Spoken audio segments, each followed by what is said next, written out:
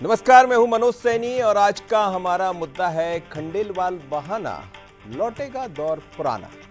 तो क्या भारतीय जनता पार्टी का पुराना दौर लौटेगा या खंडेलवाल की बहाने से भारतीय जनता पार्टी कुछ और रूप में नजर आएगी? जरा इस पैकेज को, इस खबर को देखिए, उसके बाद इस पर चर्चा। हर वो व्यक्ति जो पार्टी पे समर्पित है उसका सम्मान होगा और हर वो व्यक्ति जो पार्टी से दाएं बाएं होता है उससे दिक्कत आएगी। मध्य प्रदेश बीजेपी के अध्यक्ष हेमंत खंडेलवाल ने पद संभालते ही अपना विजन साफ कर दिया था। हेमंत अब उसी लाइन को आगे बढ़ा रहे हैं। नए अध्यक्ष के विजन और काम करने के तरीके से साफ संदेश है कि अब बीजेपी दल बदलुओं को बड़े पदों पर नियुक्त करने से परहेज करती नजर आएगी। बीजेपी अभी 20 से ज्यादा प्रदेशों के अध्यक्ष बना चुकी है। वहीं यूपी, दिल्ली समेत 7 प्रमुख राज्यों को नए अध्यक्षों का इंतजार है। हेमंत खंडेलवाल समेत अभी तक जो भी अध्यक्ष बनाए गए हैं वो आरएसएस की परंपरा में तो दीक्षित हैं ही, पार्टी निष्ठ भी हैं। इससे साफ है कि पार्टी राष्ट्रीय अध्यक्ष के चयन में भी इसी लाइन पर आगे बढ़ेगी। उन्होंने प्रथम दिवस में जब अपने उद्बोधन में ये बात स्पष्ट कर दी है कि ये पार्टी अनुशासन से चलती है। अनुशासित कार्यकर्ता, पार्टी लाइन पे चलने वाला कार्यकर्ता, उसका सम्मान निश्चित ही हेमंत खंडेलवाल जी के कार्यकाल में बढ़ेगा। ऐसा मेरे जैसे कार्यकर्ता को भी पूर्ण विश्वास है। पिछले 11 साल से बीजेपी देश की सत्ता पर काबिज है, तो गुजरात और मध्य प्रदेश समेत कई ऐसे राज्य हैं जहां लंबे वक्त से बीजेपी की सरकार है। लंबे वक्त तक सरकार में रहने से कई तरह की बुराइयां पार्टी और संगठन में घर कर जाती हैं। इनसे निजात पाने के लिए पार्टी अब संगठन में नियुक्तियों को लेकर बेहद गंभीर है। जिन नामों की राष्ट्रीय अध्यक्ष के लिए चर्चा है वो भी संघनिष्ठ और पार्टी निष्ठ हैं। फिर चाहे वो शिवराज सिंह चौहान हो, मनोहर लाल खट्टर हो, धर्मेंद्र प्रधान हो या फिर भूपेंद्र यादव। इनसे इतर भी जिन नामों की चर्चा है वो भी पार्टी लाइन पर चलने वाले चेहरे हैं। बीजेपी की पुरानी जड़ों की तरफ लौटने को देखने का कांग्रेस का अपना नजरिया है। देखिए, मेरा तो ये कहना है कि जो यहाँ से कांग्रेस से गए हैं उनको क्या बर्तन धुलवाएंगे, क्या करेंगे पता नहीं।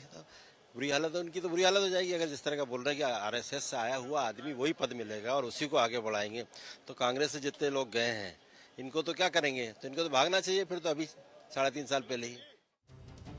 कुल मिलाकर बीजेपी अपने रूट्स की तरफ लौटने की कवायद कर रही है। अंदर खाने की खबर है कि दल बदल जैसे मसलों पर पार्टी सख्त रुख अपनाएगी। कुल मिलाकर नए प्रदेश अध्यक्ष तो सिर्फ बहाना है। दरअसल पार्टी में लौट रहा है दौर पुराना। तो खंडेलवाल बहाना है, लौटेगा दौर पुराना है। दौर पुराना इसलिए बात कर रहे हैं कि भारतीय जनता पार्टी एक ऐसा दल है, चाहे केंद्र की बात करें या राज्यों की बात करें, जहां बीजेपी को लगता है कि कहां कब किसका उपयोग करना है, बीजेपी उसको उसका मुखिया बना देती है। बारी राष्ट्रीय अध्यक्ष की है। जेपी नड्डा का कार्यकाल बहुत पहले पूरा हो चुका है। जो संगठन पर्व के द्वारा होना चाहिए था वो भी तमाम तरह की जो बात कहें वो भी पूरी हो गई है। लेकिन मुद्दा यह है कि आखिर राष्ट्रीय अध्यक्ष कब और क्या संघ की विचारधारा के आधार पर वो आगे बढ़ेगा या संघ की लाइन पर भारतीय जनता पार्टी वैसे भी कहती तो है कि वो निकले हुए तो सब वहीं से लोग हैं, चाहे मोदी की बात करें या बाकी लोगों की। हेमंत खंडेलवाल जी की खुद हम देख रहे हैं मध्य प्रदेश में वो एक अलग लाइन पर काम कर रहे हैं। आज इसी को समझेंगे, लेकिन उससे पहले की चर्चा को आगे बढ़ाएं, जरा देखते हैं बंसल न्यूज के वो 3 सुलगते सवाल। क्या संघनिष्ठ और पार्टी निष्ठ चेहरे ही अब भारतीय जनता पार्टी की असली पहचान बनी? क्या भारतीय जनता पार्टी दल बदलुओं को बड़े पदों से दूर रखने की नीति पर चली? क्या बीजेपी का राष्ट्रीय अध्यक्ष भी संघ और पार्टी की कसौटी पर तय होगा?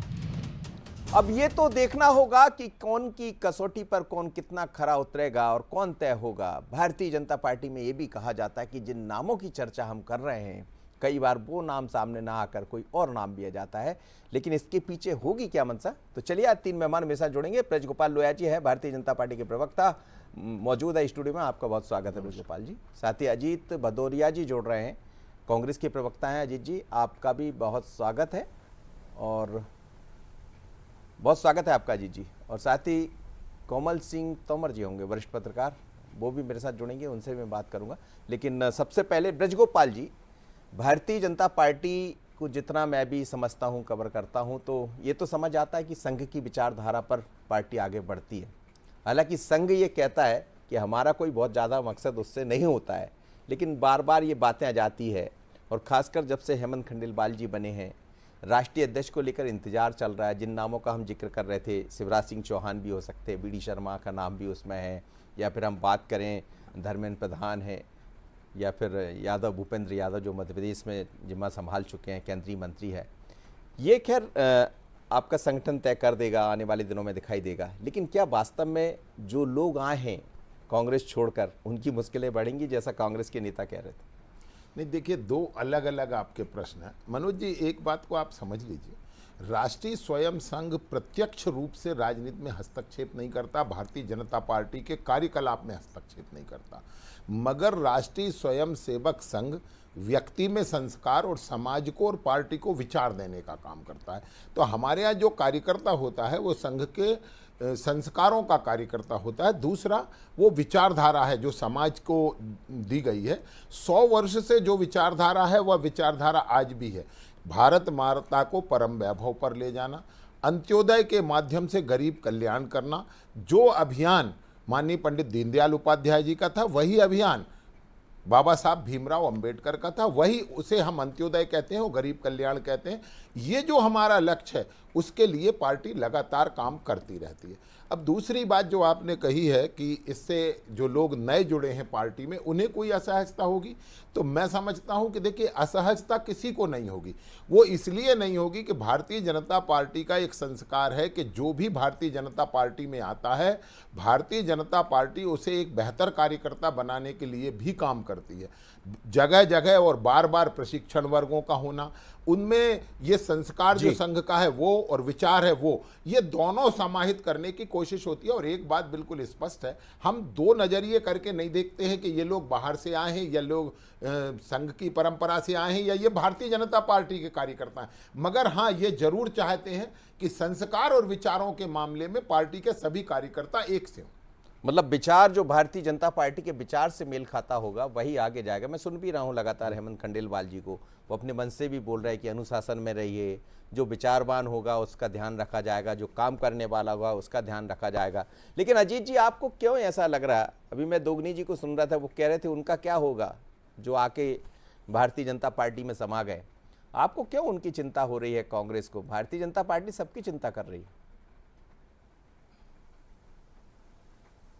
देखिए आदरणीय मनोज जी, पहले संघ पे थोड़ी सी चर्चा करना चाहूँगा जी जी, कि संघ कितना प्रासंगिक है भारतीय जनता पार्टी के लिए, ये 17 सितंबर 2025 के बाद तय हो जाए। इस तारीख को नरेंद्र मोदी जी 75 वर्ष के हो जाएंगे। जो नरेंद्र मोदी जी ने गाइडलाइन तय की थी 75 वर्ष के नाम पर, नरेंद्र मोदी जी ने जिन लोगों को मार्गदर्शक मंडल में बिठाला, मतलब जो राजनीतिक उनके कांटे थे रास्ते के, उनको सबको 75 वर्ष के नाम पर घर बिठाल दिया गया नरेंद्र मोदी जी के द्वारा। अब मोहन भागवत जी ने वही चीज नरेंद्र मोदी जी के ऊपर लाए।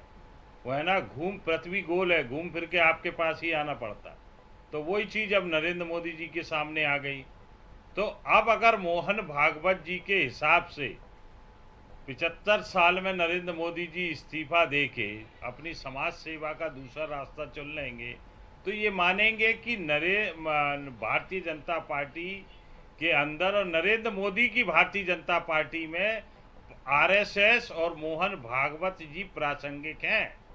अदरवाइज आज की तारीख में सबको मालूम है कि भारतीय जनता पार्टी माने नरेंद्र मोदी और अमित शाह, सिर्फ, दैट्स ऑल। अगर जेपी नड्डा जी का कार्यकाल दूसरा घोषित करना रहता है तो भी अमित शाह जी आके घोषणा करते हैं कि अब अगला कार्यकाल जेपी नड्डा जी को पुनः दिया जाएगा। तो हु इज अमित शाह? अमित शाह क्या चुनाव अधिकारी थे क्या? परंतु नहीं, नरेंद्र मोदी और उसके बाद अमित शाह जी, सर्वे सर्वा भारतीय जनता पार्टी, ये इनकी जेबी संस्था बन चुकी है। अब आइए मध्य प्रदेश के अंदर हर मुख्यमंत्री, चाहे वो शिवराज सिंह जी हों और वर्तमान में मोहन यादव जी, अपनी सुविधा के अनुसार अपना अध्यक्ष बनाते चले आए। इसीलिए 3 बार धर्मेंद्र प्रधान जी का दौरा बना मध्य प्रदेश में। धर्मेंद्र प्रधान जी ने मध्य प्रदेश की धरती पर भारतीय जनता पार्टी संगठन के चुनाव के हिसाब से कदम रखने की हिम्मत नहीं दिखाई। फिर तय हुआ कि भाई हेमंत खंडेलवाल जी मोहन यादव जी की पसंद है, तो हेमंत खंडेलवाल जी को आगे लाया गया। यहाँ कोई भारतीय जनता पार्टी का ना विचार है, ना आरएसएस का विचार है। आप बताइए, हु इज हेमंत खंडेलवाल? उनके पिता मेंबर ऑफ पार्लियामेंट थे, विजय खंडेलवाल जी। उनका निधन हो गया, चुनाव के समय उनको उत्तराधिकारी के रूप में अनुकंपा नियुक्ति मिली। यही तो परंपरा है भारतीय जनता पार्टी में। पर चिल्लाएंगे इतनी जोर से कि नहीं साहब परिवारवाद नहीं है, तो उसी अनुकंपा नियुक्ति के आधार पर ये आगे बढ़ते चले आए, सांसद बने, विधायक बने। अब चूंकि लो प्रोफाइल व्यक्ति हैं तो मोहन यादव जी को अपना नया गुट तैयार करना है, चाहे वो माखन सिंह जी को लेके आए, चाहे जिसको लेके आए। ये जो बड़े बड़े मगरमच्छ सर वो बैठे तो हैं संगठन भारतीय पर्व जनता के रूप में पार्टी बाकायदा उनको चुना राजनीतिक गया, रूप से उनका शिवराज निर्णय सिंह जी, हुआ। डी शर्मा या और कैलाश विजयवर्गीय जी, प्रहलाद पटेल जी, इन सबसे पार पाने के लिए मोहन यादव जी एक अपना नया गुट कर रहे हैं। तो ये कहीं कोई प्रासंगिकता नहीं है। जी। भारतीय जनता पार्टी में आदरणीय मनोज जी ना तो विचार बचा चलिए है, मैं ना लौटता हूं, नीति लेकिन बची है, कांग्रेस, ना न्याय बचा है, चलिए ना आपसे संगठन कांग्रेस बचा की बात भी समझूंगा कि कांग्रेस में क्या दिखता है, वो भी मैं आपसे समझना चाहूंगा जब आऊंगा अगले क्वेश्चन पर। तो अभी तो मेरे साथ वरिष्ठ पत्रकार भी जुड़े हैं, कोमल सिंह जी। कोमल सिंह जी, भारतीय जनता पार्टी को आपने समझा होगा, बड़े नज़दीक से देखा भी है। जिस तरह राष्ट्रीय अध्यक्ष को लेकर बात करें, बहुत तेज़ी से ये चर्चा चल रही कि संघ का इंटरफेरेंस तो मैं नहीं कहूँगा, लेकिन संघ की विचारधारा तो है ही भारतीय जनता पार्टी में। मोदी खुद प्रचारक रहे हैं, बाकी जितने भी लोग हमें दिखाई देते हैं वो संघ से तो आते ही हैं। लेकिन क्या आपको लग रहा है कि क्या पुराने दौर की तरफ भारतीय जनता पार्टी बढ़ रही? जी, जिस तरह से हमारी युवा पीढ़ी दिग्भ्रमित हो रही है, उसमें संघ के कार्यकर्ता और उसके अनुसांगिक संगठनों की भूमिका बहुत बढ़ जाती है। भाजपा अगर ये मान रही है कि संघ उनके यहाँ नीतियां तय करे तो उसमें बुराई क्या है? जी, बात कीजिए अपनी यही पूरी। बता रहा था मैं कि जिस तरह से आप हेमंत खंडेलवाल जी की बात करें अपन, तो खंडेलवाल जी की जो नीतियां रही है या उनका जो नेचर रहा है, वो काफी एग्रेसिव काम करते हैं।